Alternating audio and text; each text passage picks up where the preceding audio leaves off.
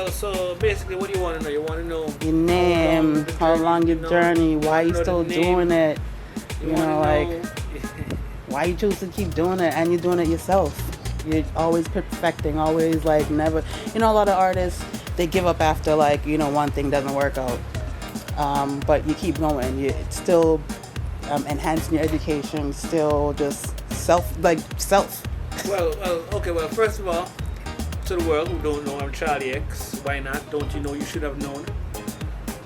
Basically, I've been doing this thing like forever. So it might sound a bit funny, but it's like 2020 now, and we've been doing this thing since like 1995, 1990, back in the days. Basically, I just choose to just do music because it's what I love. It's what we've been doing since we can remember. Because now growing up, I can remember that me and my brother Lee Pitching, we used to go in the backyard and basically sing to the whole of the sing to as far as the eyes can see, because there was nobody back there. We were just singing just to, like, you know what I'm saying, creating a crowd of, you know, own imagination and just doing our thing. So that was as far as I can remember. We were like 4, 5, 6, 7 way back then. But if you come to speed now to Charlie X, the present Charlie X, listen, the journey, it can't ever stop, because now music don't stop. Music continues. Even if the world takes a break like it did the other day with the COVID-19 and all that crap, music doesn't stop. Every day music continues to get released and recorded. So it's a journey. You can't ever stop. Like back in the days, like back in the early 2000s, I remember like going to some studios, like Action Recording Studios. These were the early recording studios in Antigua. And this is when computers just came on board. Then days, one CDs used to cost like $50 for one blank CD. Right now you can get one blank CD for like 99 cents for $1. So that's what I'm talking about. How long ago that was. And now, like I'm saying, we've been doing this from since then. Had a few so-called hit records back in the day, like All Color, Bling Bling. A different stuff that people around the island know you from. You know what I'm saying? So that gave me a little recognition around the country. And then now, like I said, that was back in the early 2000s, and we just continued to grow, find different studios to get a different sound. But then now, after a while, it become kind of bit, I don't even know how to say it. I don't even want to call it personal, but to be straightforward, if I would pay a producer to produce my music, he would treat me like dirt in front of the guys who don't pay jack shit. You know what I'm saying? So I was like, that used to confuse the shit out of me. Like I said, after going through that for a few years, I just decided to, you know what? Let's start go all over the place. Basically, because I know the feeling. I used to be paying these producers, and they used to be telling me what they want. I'm paying you for what I want. Yeah. I'm not paying you for what you want. I know you're the producer, no disrespect, but I'm paying you for what I want to hear. I imagine it like this, so I'm paying you for that. And so I could manage that. So like back in 2013, after the Benegan Global album, which was basically my first solo album, because we used to be doing a lot of music but never really no albums, more singles, more street stuff, no mixtapes, not anything, just street stuff, just recording and just putting out songs on the street, what you call a little bit of street cred. But after that, like I said, I just decided, like back 2013 after the Benegan Global album, I was like, man, I can't go through this no more. I can't, because I'm not getting the real results that I want to see. And I'm paying these guys thousands of dollars every single year. So I was like, you know what, let me take a step back, take a year off. I was like 14. I actually took like 2 years off, because I told everybody I was retiring. Yep. And people was like, yeah, X, you can't do that, you can't do that. So I did that. Took like a 2-year break, and like 2016, I did my first production, which was MASH. Never really got much publicity because, you know, I wasn't really expecting that, because I just did it just to say, you know what, I can do it. Yeah. This is what I can do, because I did it myself. So I was just like, you know what, let me just do it because I can. Yeah. And I did, and it felt good. When I said it felt good, it actually felt better than I was paying these guys to get stuff that I didn't really like. Mm-hmm. I was paying these guys my money to produce crap for me. So I was like, you know what, I could pay myself that same money and produce my own crap. Yep. And feel a lot better. So, you know what I'm saying? So I actually did that. Oh man. And it worked out so much better, because after I did the MASH back in 2016, I was like, you know what? I like that song. Let me work on my song. So I did that, went in the studio for like the next year or so, and came up with the Exology album. And that was all produced by me, recorded and produced in my room. I actually have a lot of international features on there, because I don't fuck with these Antiguan producers or Antiguan artists, with all disrespect. Not with all due respect, but with all disrespect. I don't fuck with these Antiguan artists. You know what I'm saying? So I went on Fiverr, went across the globe and got my shit together and did my own shit myself, and my album was sounding pretty good. It was my first production. It's not the best. I would be lying if I said it was the best, but it sounded pretty good for my first production. So I was like, wow, this really can be done. So after I made that transition from inside the booth to behind the board, trust me, I kind of like that feeling. So I was like, you know what? Let me take it a step further. Try to further this thing. So I paid for an online course, and since that, the music, it went from here. Okay, let me. It went from here to now it's up here, and that's in the space of 3 months after I started taking that class. So I can imagine myself a year from now. I can imagine myself 2 years from now, with the guidance of this class and this newfound knowledge. You know what I'm saying? So let me tell you a little story. Back in the day, there was this guy called Darby. Went out back in the gold rush days.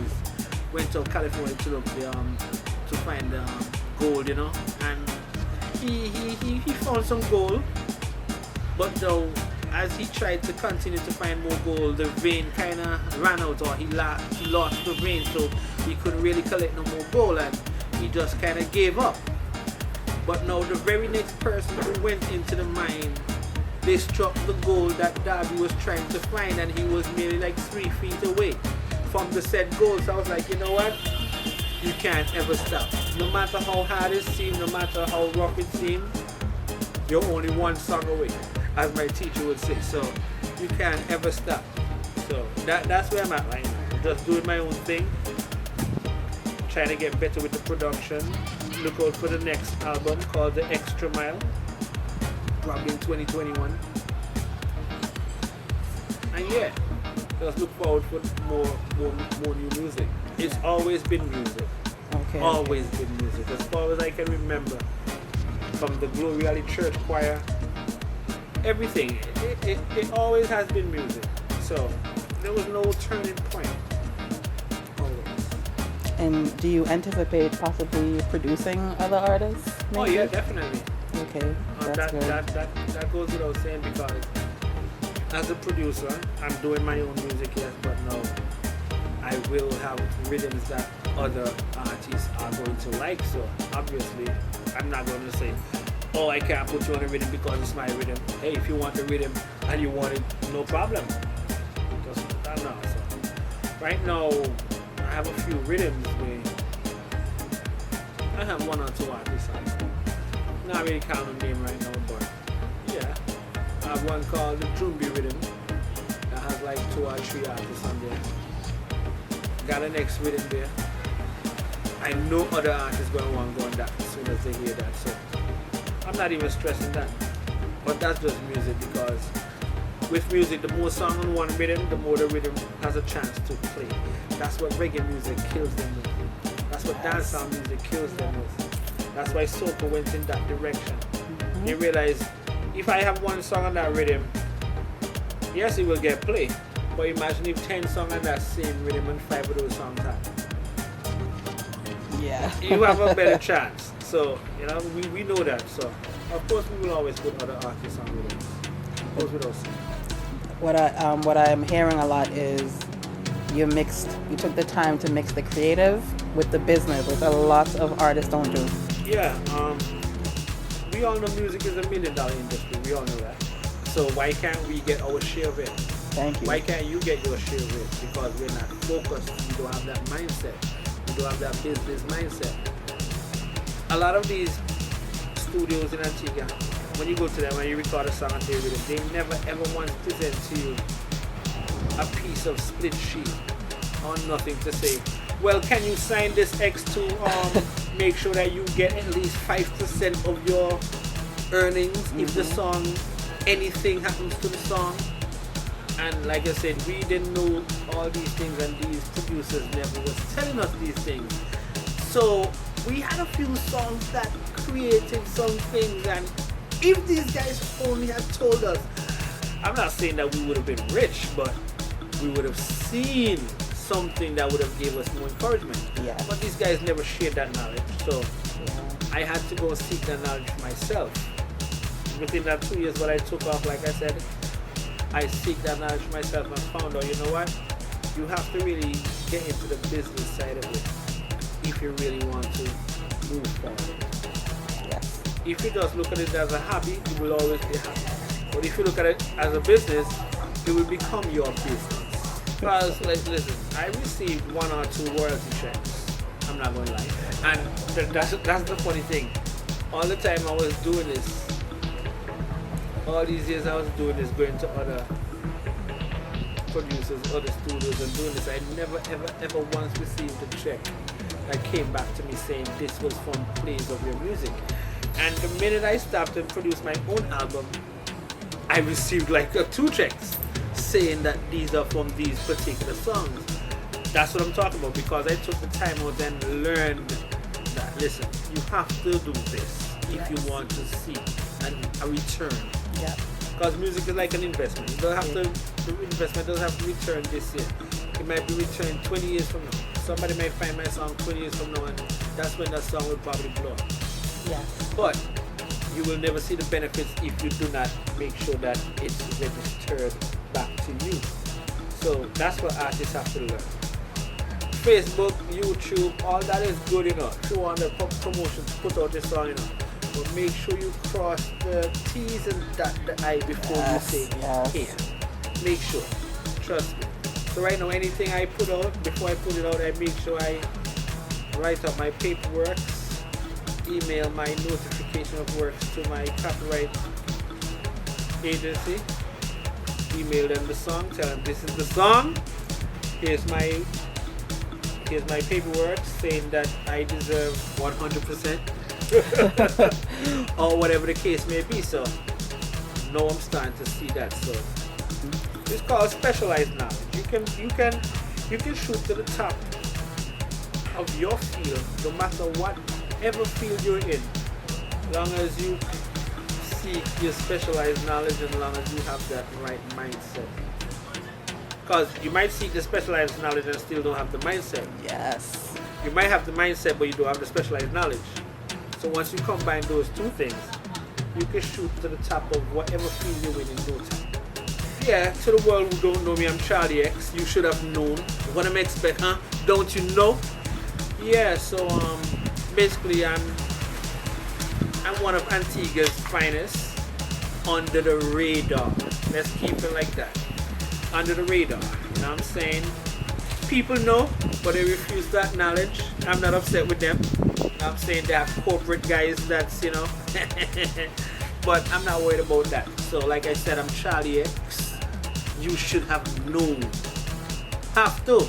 Must. Why not? What am I expect, huh? Don't you know? Huh? What am I expect, huh? Don't you know? You should have known. Have to.